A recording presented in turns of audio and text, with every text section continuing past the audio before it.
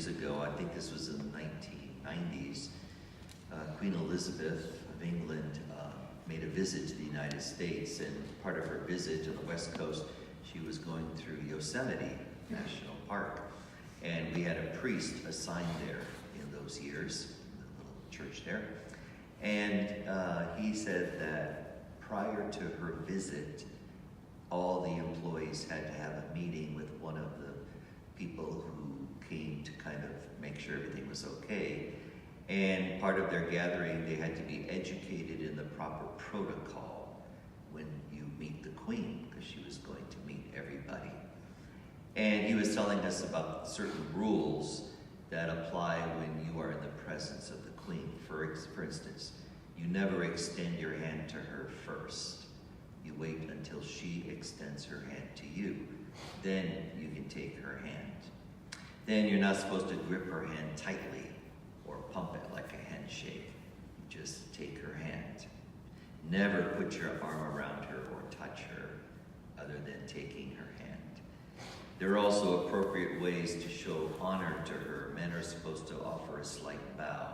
Women are to curtsy. Okay? When you first address the Queen, you refer to her as Your Majesty. And then as the conversation continues, you call her ma'am. Also, you should not turn your back on the Queen. So needless to say, everybody was really nervous about meeting the Queen because of all the things that you had to do that were befitting her office. Once in a while, we see people breaking protocol, which I think is kind of fun, like Michelle Obama putting her hand on the Queen's back, or another lady at another visit just giving the Queen a bear hug. That was a big no-no. Now, of course, these rules apply more to her subjects, citizens of the United Kingdom, Great Britain, but not necessarily to foreigners. Still, everybody who meets Her Majesty is reminded of proper manners. In biblical times, people were told, the Israelites, that there were ways of showing reverence to God.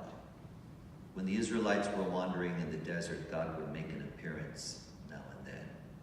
When Moses went up to Mount Sinai, he averted his eyes.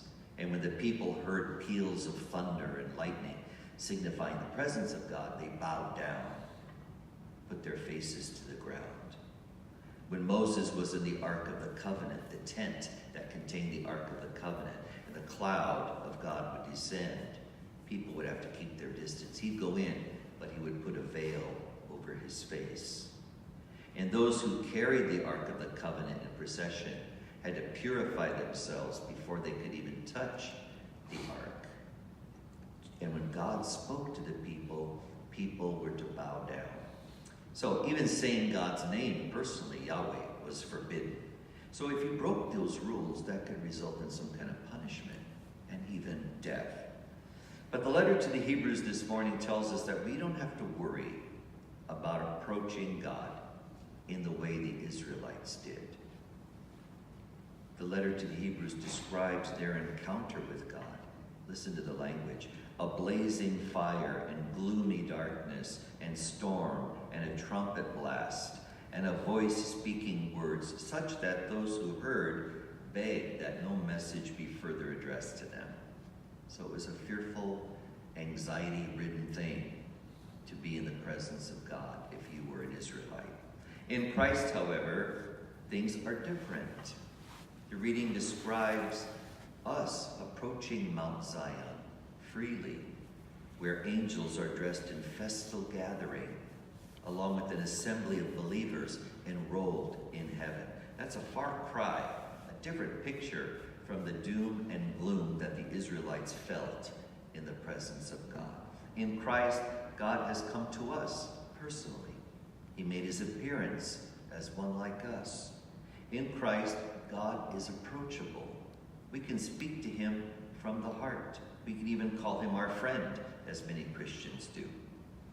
Then some people will say, well, what about reverence? How are we to show reverence to Christ? How do we do this? Well, I think the gospel gives us a hint. It reminds us that reverence for God is shown in our acts towards others. To be in the company of Christ requires an active love of neighbor. Jesus welcomed his disciples into his presence, but notice how he sends them out to heal the sick, to expel demons, and to preach the good news. We ourselves have different ways of showing reverence for Christ in our personal lives, how we pray, how we address him. And even in the Mass, for instance, we have guidelines about how to receive the Lord in the Eucharist, how to bow or to genuflect in the presence of the tabernacle. That is how we demonstrate due reverence and honor. But what the Lord truly desires is that we honor him by honoring other people. Even after we respectfully receive the Eucharist, his holy body and blood, we're sent out to demonstrate our respect by the way we treat other people. So to be in the presence of Christ is to rejoice and be glad. There is no fear or anxiety. That rejoicing and gladness should lead us to a greater love for others